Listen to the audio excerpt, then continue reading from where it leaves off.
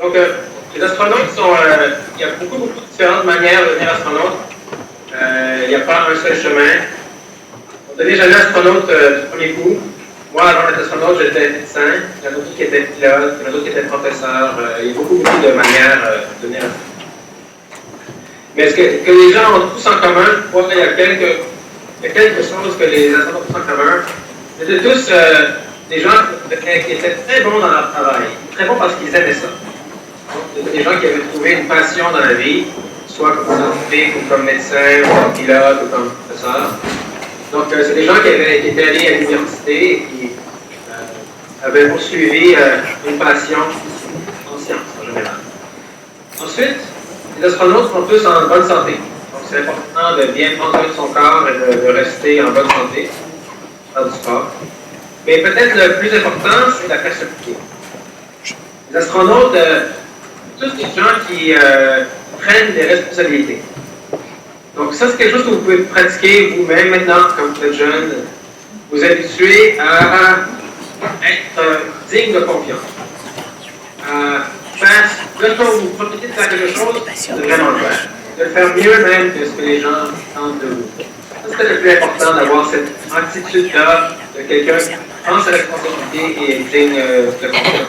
Je pense que c'est ça les trois grandes qualités de notre personnalité digne de confiance, physiquement en bonne santé et avec qui a poursuivi des études assez loin dans le domaine approché des sciences. Et ma question, c'est pourquoi a-t-on besoin d'astronautes? Pourquoi a-t-on besoin d'astronautes? Oui. D'accord. Oui. Alors, les êtres humains, depuis le début des temps, ont toujours voulu explorer.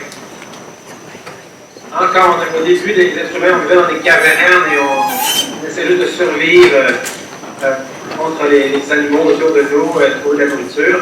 Mais on faisait plus que survivre. Toujours, on voulait explorer un peu plus. On voulait sortir de la caverne. On voulait voir ce qu'il y avait de l'autre côté de la vallée. Peut-être les plus malades voulaient monter la montagne et aller voir de l'autre côté.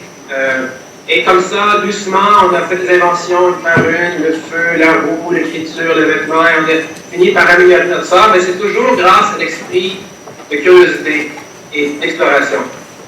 Ensuite, on a complètement voyagé partout sur la planète Terre, on a inventé des bateaux pour explorer les océans, on a inventé des avions pour explorer les airs, et on a beaucoup appris comme ça, on a amélioré notre vie. Maintenant, on est revenu à l'ère de l'espace. On explore, on sort de la planète Terre pour la regarder, elle est très belle, c'est mieux la comprendre, mieux s'en occuper. Et on peut envoyer des robots dans l'espace, on peut envoyer des robots sur Mars, on peut envoyer des satellites, des télescopes dans l'espace, mais il faut toujours éventuellement envoyer des gens, parce que c'est juste comme ça que l'être humain vraiment comprend une nouvelle étape dans son évolution. Donc, mais on envoie souvent des robots avec nous pour nous aider, un peu comme des outils. Donc, on aura toujours besoin d'astronautes. Les prochaines missions qu'on peut faire, c'est pour aller peut-être à la planète Mars. Ça va prendre beaucoup de temps pour qu'on soit là, probablement moins de 30 ans. Ça veut dire que les astronautes, ils vont aller sur Mars. Pas moi je suis trop vieux. C'est les premiers astronautes qui vont aller sur Mars, ils sont déjà nés, mais ce n'est pas des adultes encore, c'est des enfants comme nous. Ça pourrait être vous. Qu'est-ce que ça vous a apporté, le fait d'être médecin avant d'être astronaute? Ah, qu'est-ce que ça m'a apporté? D'accord.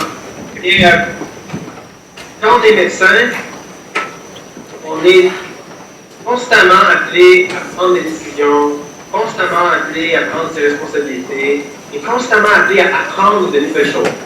Et donc ça, c'est aider beaucoup dans le métier astronaute parce que ça a ça en commun. On est toujours en train d'apprendre. Et on est toujours en train de prendre des décisions et de devoir prendre ses responsabilités. Donc ça, c'est pour ça qu'il y a tant de médecins parmi les astronautes, parce qu'il y a certaines qualités là, qui vont ensemble. En plus, quand je vais un jour aller dans l'espace, dans la station spatiale, ben, je pourrais être le médecin à bord. Hein? Il est toujours possible qu'il y ait un problème médical à bord. Donc c'est toujours pratique d'avoir un médecin parmi nous. Espérez-vous un jour aller sur Mars et d'où partira-t-on? Ben, moi, j'aimerais ça aller sur Mars, c'est sûr, mais moi je suis trop vieux déjà. Et c'est pas pour les astronautes de ma génération d'aller sur Mars. C'est pour les futurs astronautes. Peut-être pour vous. Quand vous aurez 30 ans ou 40 ans, ce sera votre génération qui vont aller sur Mars. Moi, peut-être que je vais être un professeur. Il n'y a pas seulement des astronautes. Pour aller sur Mars, on a besoin de faire tellement d'inventions. On a besoin Mars est très loin. Alors, on a besoin de devenir des maîtres du recyclage. Toujours être capable de parfaitement recycler, nettoyer l'eau et l'air, faire la nourriture de manière plus efficace. Ça va nous aider sur Terre. On a besoin de devenir les maîtres de l'énergie. Produire de l'énergie, comme mieux l'utiliser, pour être capable de revenir de Mars, parce que c'est très loin, c'est 1000 fois plus loin que la Lune. 1000 fois plus loin que la Lune. On a besoin d'améliorer la médecine, parce que c'est très dangereux d'être dans l'espace pour si longtemps. On peut développer un cancer à cause des radiations. Ça aussi, lutter contre le cancer, ça va nous aider ici sur Terre. Donc, c'est pour votre génération. C'est des beaux projets pour votre génération. Et peut-être le plus beau projet, c'est que pour aller sur Mars, ça va être la Terre au complet qui va y aller. Tous les pays ensemble. Et donc, ça, c'est très excitant dans le programme spatial. Moi, c'est ce que j'aime le plus. Je suis ici à Houston, au Texas. Je porte le drapeau de notre pays, du Canada. Mais mes collègues, il y a des Américains, des Japonais, des Russes, des Allemands, des Français, des Britanniques, des gens d'un peu partout dans le monde comme ça. Et c'est fantastique de voir les êtres humains travailler ensemble sur un projet commun. Et le projet d'aller sur Mars, ça va être aussi un projet commun. Is it important to know English or foreign languages to be an astronaut? It is very important to know foreign languages to be an astronaut. I'll answer in both languages. It's absolutely essential. All astronauts have to speak at least English and Russian. I also speak French because I'm from Quebec. I speak some Japanese because I lived in Japan. I can speak some Spanish because I lived in Central America for a while. So it's very important to know as many languages as possible. C'est très important pour les astronautes de maîtriser les langues étrangères. Au minimum, tous les astronautes doivent parler au moins anglais et russe. Ce sont les deux plus gros pays dans l'espace, les États-Unis et la Russie. En plus, c'est utile de parler français. Moi, je parle français parce que je suis québécois. Je parle japonais parce que j'ai vécu là-bas. Il y a beaucoup de japonais dans la station, donc ça aussi, c'est utile. Donc, le plus de langues étrangères qu'on maîtrise, le mieux. C'est vraiment essentiel parce que pour pouvoir parler aux gens, pour pouvoir devenir pas seulement leurs collègues, mais pouvoir devenir leurs amis, afin de travailler efficacement avec des gens de partout dans le monde, il n'y a rien qui vaut la maîtrise de la langue pour réussir à bien comprendre leur culture, à bien vivre avec eux, pas seulement travailler. En quoi consiste votre entraînement et votre quotidien d'astronaute? D'accord. Eh bien, l'entraînement d'astronaute, je vais vous résumer en gros. D'abord, il faut apprendre comment fonctionnent les vaisseaux spatiaux. Alors, c'est un peu comme apprendre à piloter, mais apprendre à piloter les vaisseaux spatiaux. Et c'est assez compliqué, les vaisseaux spatiaux, alors ça prend plusieurs années d'apprendre à piloter ça. On doit l'apprendre ici, aux États-Unis, et on va aussi à Moscou pour apprendre comment fonctionnent leurs vaisseaux spatiaux aux Russes. Donc, on apprend dans les deux langues. Ensuite, on vient au Canada pour apprendre comment fonctionne le bras robotique canadien. Vous connaissez Canadarm? Hein, le champion du monde de la robotique spatiale, c'est le Canada. On a fabriqué notre station spatiale grâce au bras canadien. C'est comme ça qu'on l'a assemblé morceau par morceau. Donc, on doit venir, c'est près de Montréal. On fait l'entraînement pour la robotique spatiale. Ensuite, il faut apprendre à se servir du scaphandre astronaute. Le gros habit blanc qu'on met pour aller dans l'espace. Et donc, ce scaphandre-là, on apprend à l'utiliser dans une immense piscine dans laquelle on a des vaisseaux spatiaux, si on veut, plastique, là, des faux. Et on porte le scaphandre et on flotte dans l'eau. C'est un peu comme si on était. Et c'est ça, en gros, les grandes phases. On peut apprendre des langues étrangères, hein, en anglais, le russe, et finalement, aussi pour rester en bonne santé. Donc, on fait du sport. On va beaucoup au gym. Et c'est ça, en gros, qu'on apprend comme astronaute. Et au quotidien, au début, on fait surtout l'entraînement. Et puis après 3 ans, ça c'est la longueur de l'école d'astronaute. Après 3 ans, on a le diplôme. Et là, on continue à travailler, mais on travaille au centre de contrôle. C'est comme l'aéroport pour l'espace. Par exemple, pendant la mission de Chris Hadfield, moi j'étais à la radio. C'est moi qui parlais à la station spatiale quand il y avait des messages à faire aux astronautes, pour prendre leurs messages pour donner aux ingénieurs qui sont sur la Terre. Donc, Vous voyez, c'est un mélange de l'entraînement et du travail, si on veut, de support. C'est très rare que je trouve dans le. C'est très très rare. On est un peu comme un alpiniste. Hein? Imaginez combien de temps est-ce que les alpinistes passent en haut des montagnes? Pas très longtemps dans leur vie. Hein, la majorité de leur temps, qu'est-ce qu'ils font? Ils s'entraînent, ils trouvent l'équipement, ils travaillent avec leur équipe, ils regardent la carte, ils planifient. C'est ça vraiment le travail d'un alpiniste. C'est pas d'être en haut de la montagne. Même chose pour les astronautes. Notre travail, c'est surtout de se préparer. Et un jour, si tout va bien, c'est notre tour d'y aller. Avez-vous peur d'aller dans l'espace et quels sont les risques? Si j'ai peur de l'espace, oui, bien sûr. Oui. Je pense que je serais stupide si j'avais pas peur. Parce que c'est dangereux. Qu'est-ce qui est dangereux? Une fusée, c'est dangereux. Décoller en fusée, il y a tellement d'énergie. Vous avez déjà vu un décollage de fusée? Tellement puissant, il y a tellement de force. C'est sûr que c'est dangereux. Ça peut toujours y avoir un problème. Ensuite, quand on est dans l'espace, il n'y a pas d'air. C'est le vaisseau spatial qui nous garde en vie. Il nous donne de l'air, de la chaleur, de l'eau. Si une machine casse, on peut avoir un problème. Si on est frappé par un météorite, pas de problème. S'il y a un feu à bord, qu'est-ce qu'on fait? On ne peut pas sortir. Il faut éteindre le feu sans sortir. Donc, il y a plein de dangers, mais donc c'est normal d'avoir peur. Par contre, quand on a peur, qu'est-ce qu'il faut faire? Quand on a peur, ce qu'il faut faire, c'est se préparer. Quand on ressent de la peur, ça ne veut pas nécessairement dire qu'il ne faut pas y aller. Quand on ressent de la peur, tout ce que ça veut dire, c'est qu'on est intelligent et puis on réalise que c'est dangereux. Donc, il faut se préparer. C'est pour ça qu'on s'entraîne tellement. C'est pour ça qu'on se pratique. On imagine tous les problèmes qui pourraient nous arriver.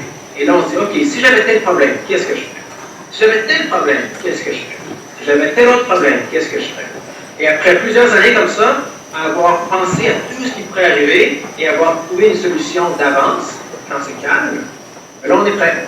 Là, même s'il y a un danger, on n'est pas terrorisé, on peut y aller. On est toujours conscient du danger, mais on a confiance à notre préparation.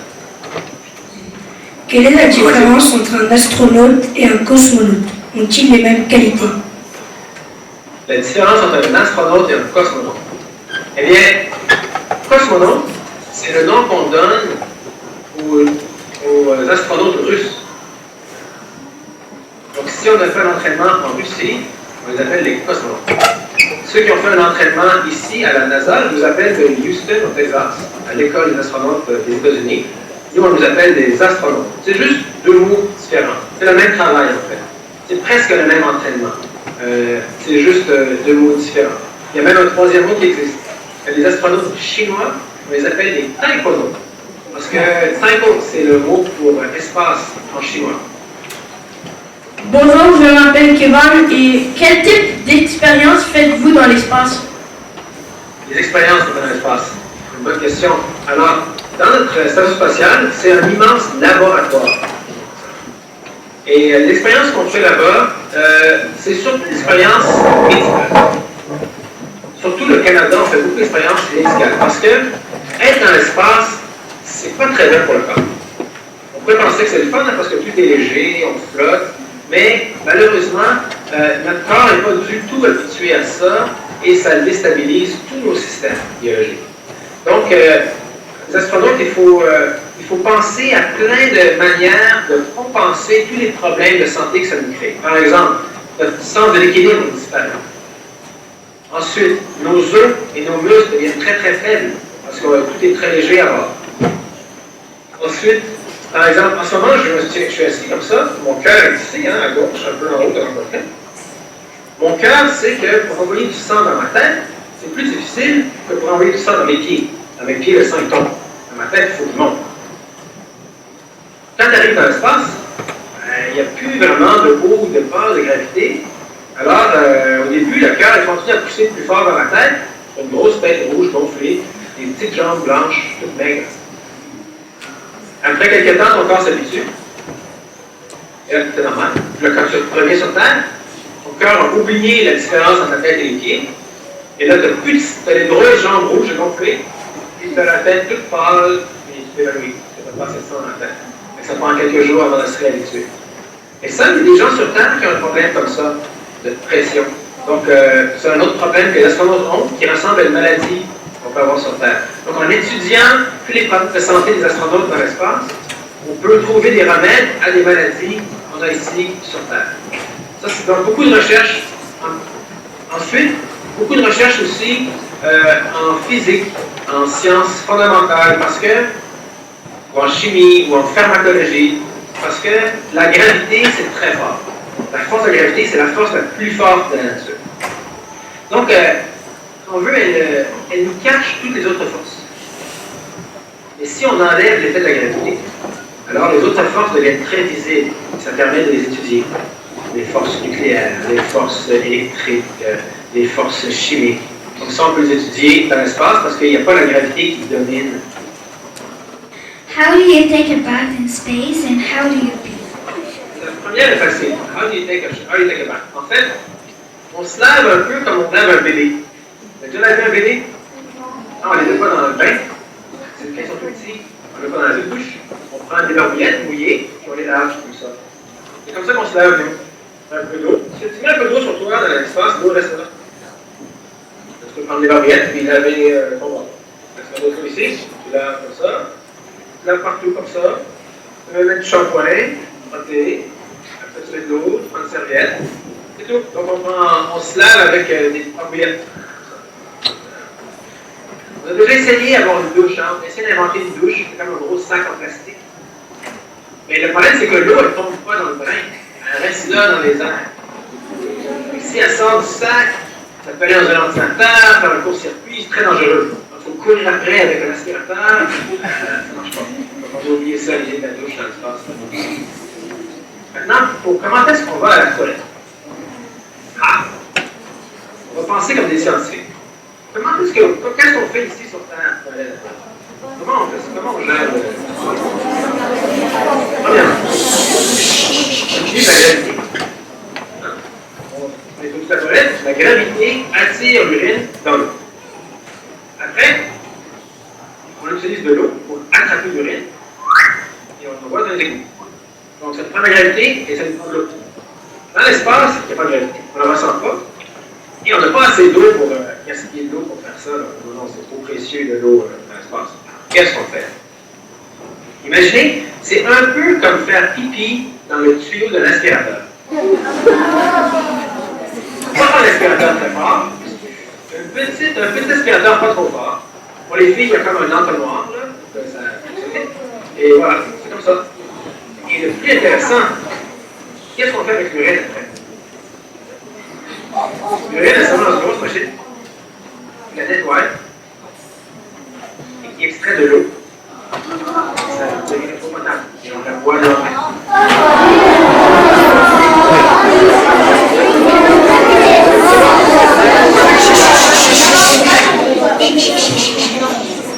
Regardez, ici, là, ça c'est un peu l'eau que j'ai pris dans le robinet. Non, ça c'est l'eau que j'ai pris dans le robinet ici, là. Tout normal. Vous prenez une boîte, quand vous buvez de l'eau, d'où est-ce qu'elle vient? Elle vient du robinet. Cette eau-là, elle vient d'où? Elle vient d'un puits, peut-être. Elle vient d'un tuyau de la ville, d'une usine de traitement. Elle vient d'un puits. Le puits, peut-être qu'il est rempli par une rivière. La rivière, qu'est-ce qui l'a rempli? C'est la pluie. La pluie, elle vient des nuages. Les nuages, ils viennent d'où? La mer. C'est l'évaporation de la mer. Qu'est-ce qui remplit la mer? Non, Arthur. Toute l'eau se retrouve dans la mer, incluant l'eau des égouts, incluant votre urine. Et la Terre, c'est une immense machine à recycler l'eau et à recycler l'air. Depuis des millions et des millions d'années, c'est toujours la même vieille eau et la même vieille air qui est constamment remise à neuf et recyclée. Constamment. Il n'y a pas de nouvelle eau qui arrive sur Terre, jamais. Il n'y a pas de nouvelle air qui arrive sur Terre, jamais. C'est tout recyclé. Alors, je vous jure, là, quand la première fois que vous prenez une gorgée d'eau, pensez-y, il y a sûrement un petit peu de pipi de dinosaure là-dedans. C'est recyclé par la Terre.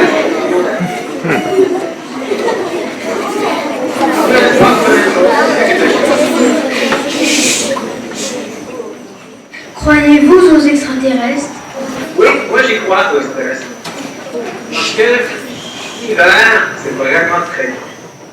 Il y a des centaines de milliards de galaxies, avec chacune des centaines de milliards d'étoiles. Et chacune de ces étoiles-là a peut-être quelques dizaines de planètes. Donc ça en fait des planètes, ça, dans l'univers. Des milliards de milliards. Moi, je trouverais ça incroyable qu'il y ait de la vie seulement sur une planète, donc tout ça, ici sur Terre. Mais je n'ai pas de preuve pour. C'est simplement ce que je crois. Par contre, je ne pense pas qu'ils sont déjà venus nous voir sur Terre. Moi, je ne crois pas aux ovnis. Parce que je me dis, s'ils venaient nous voir sur Terre, on le saurait. Ils demanderaient à rencontrer le premier ministre. Je ne sais pas, ils n'essaieraient pas de se cacher dans la forêt la nuit. Hein. Ils essaieraient de venir rencontrer nos politiciens, par exemple. Donc, je suis sûr qu'il y a des vies ailleurs dans l'univers, mais par contre, je ne pense pas qu'ils sont déjà venus nous voir. Mais on continue à les chercher, à les attendre. Et ma question, c'est comment se passe un décollage? Comment se passe le décollage de fusée? OK. Eh bien, d'abord, ça prend plusieurs années à s'entraîner. Hein? On se pratique. On a une fausse fusée, le cockpit, un faux cockpit, on appelle un simulateur. Et dans le simulateur, pendant plusieurs années, on s'assoit et on pratique toutes les commandes. Et puis nos professeurs, ils font semblant que tout est passé. Sans arrêt, en tout cas, on doit réagir, comment ça fonctionne. Une fois qu'on est prouvé qu'on était des bons élèves et qu'on sait qu'on va réagir à un problème, là, c'est le vrai décollage. Alors, le vrai décollage, la fusée, c'est très haut. Hein? Donc, on monte dans la fusée, c'est un peu comme monter dans une grue. On rentre en haut de la fusée. La capsule est en haut. Tout le reste de la fusée, c'est juste du carburant.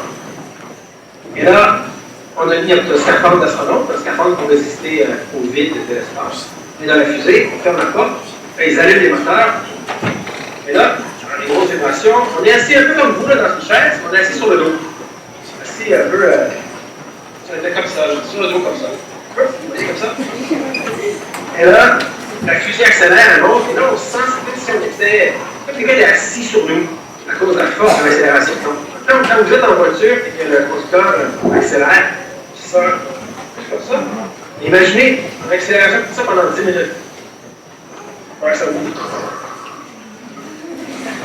Et ça, la fusée monte, elle va de plus en plus haut. Très vite, elle sort de l'atmosphère. L'air autour de la Terre, c'est seulement à peu près 50 km. La fusée, ça va très très vite, ça accélère. Et là, elle continue à accélérer. Quand elle sort de l'atmosphère dans l'espace, elle se penche, elle continue à accélérer le long du sol comme ça. C'est la courbe de la Terre. Elle continue à accélérer, et éventuellement, elle arrête. Le moteur arrête, et là, on est dans l'orbite, et on reste dans le ciel. Comment ça se fait qu'on reste dans l'orbite? On tourne autour de la Terre sans jamais retomber.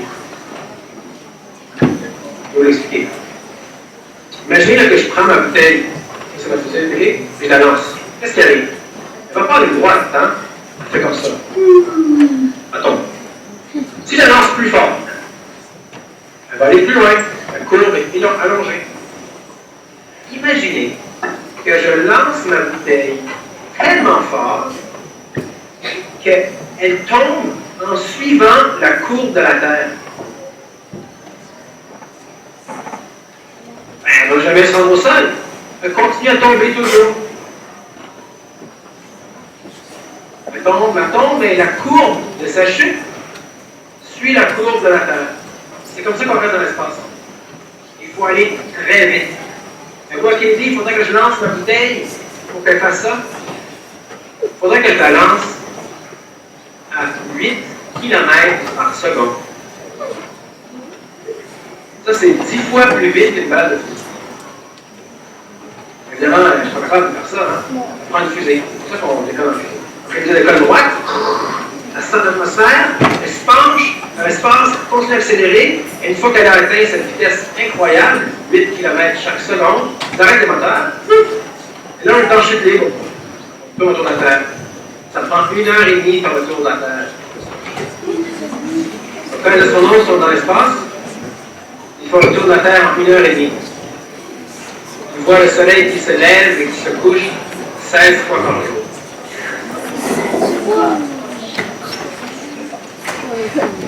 Où commence l'espace? Combien de temps met-on pour y arriver et d'où partez-vous?